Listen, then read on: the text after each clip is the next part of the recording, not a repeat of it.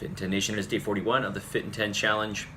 And tonight I'm running a class. I'm moving Saturday's class to tonight. So come on out at 7 p.m. and we're gonna have a great class. It's gonna be a little bit different. It's gonna be a little harder, okay? So it's actually gonna be a regular lift camp. So for those of you who have not done any of the or any of our regular classes, you will get a chance to do that, okay? So come on out tonight, 7 p.m. This Saturday, there will be nobody there to teach the class, that is. But I want you guys to come on out at 10:15 and foster and support the Fit in 10 Nation.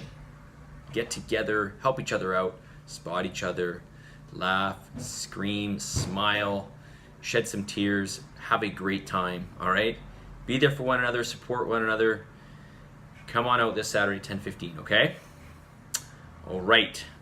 Now, question of the day is, what's the difference between compound movement and isolated movement?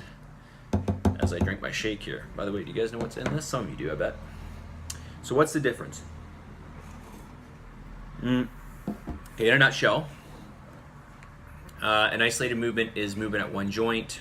Compound movement is going to be movement at two or more joints. All right. So an example of an isolated movement, bicep curl, right? Just movement at one joint, working the biceps. There's some stability and there's some forearm and stuff like that being worked. But in terms of actually moving or getting this portion of the arm up, that is the bicep doing that, okay? What's an example of a compound movement? Bench press, right? We've got some lateral flexion at the shoulder and we've also got some extension at the elbow, right? And as a result, we're getting more than one set of muscles in this. So we're getting obviously triceps and some front deltoid, but we're also getting some tricep, right? So the tricep is extending the arm. That lateral flexion is happening from primarily the pec, okay? So who cares, right? Why are you telling me this? Because compound movements have much more of they have a much greater effect on the body. You get much more bang for your buck out of compound movements. So these bigger movements are typically the movements that you will find harder, the ones that you will find more exhausting, and for good reason, because there's more musculature being used.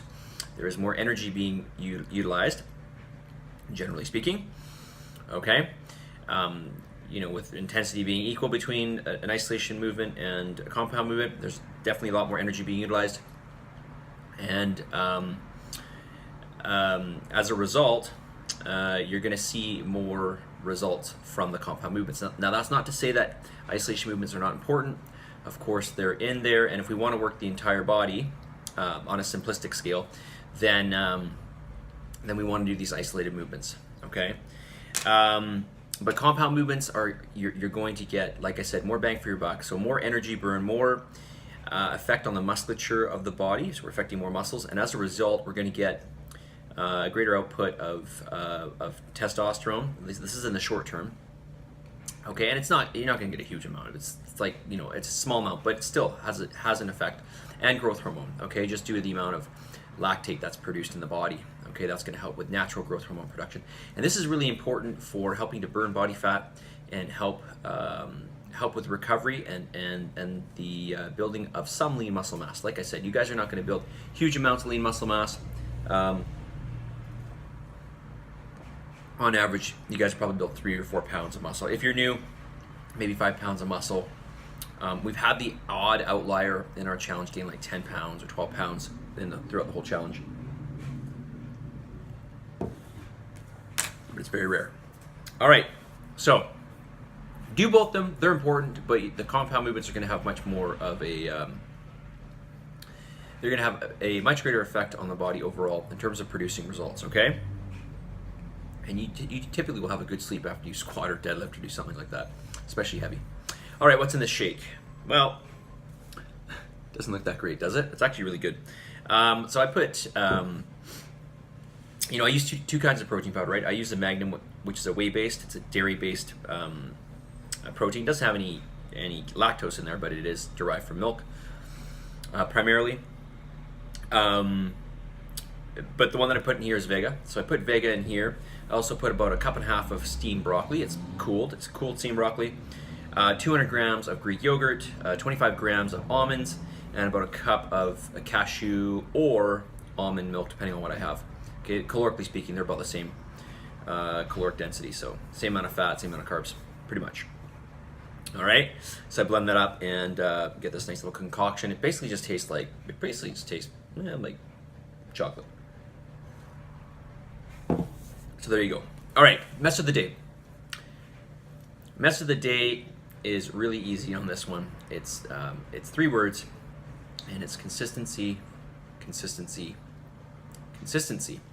All right, we need to be consistent. Consistency is the #1 predictor of success. Okay, that is consistency of the right things. Okay, of course I'm under the impression you understand that's what I'm saying, right?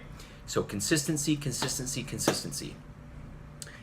Laying down a brick every day to build that wall, okay?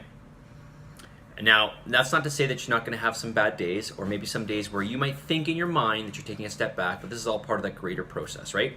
But in order to fulfill that great process, it has to be a consistent, ongoing thing, right? So you got to push forward. You got to not be too emotional about this thing. Listen, like, especially weight, both with men and women.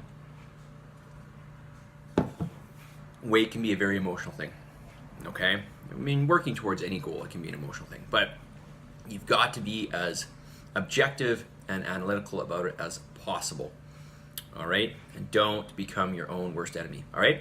Forge ahead, lay down those stones like I mentioned yesterday, and fulfill them, okay? So keep stepping forward, placing the stones down and then using them to move yourself ahead, right? All right, so stick to the plan, submit, commit, do what you have to do. Stay on your diet, as I'm on my diet. I am dieting, I am doing more diet now. I've always been on a diet, I guess you could say, but now I'm just doing more diet, okay? So I'm with you guys every day. Okay, send in your questions to me. I'm not getting your questions. Send them in to me. I'll put up the link again, okay? Because I'm not getting. I'm still missing like at least half of you guys per week. So you got to send them in to me. It's a great point of accountability. All right, submit, commit, do what you got to do, including sending in your feedback to me. Send it in to me. Do it by this Friday night. All right. We'll talk to you guys all soon. See you guys.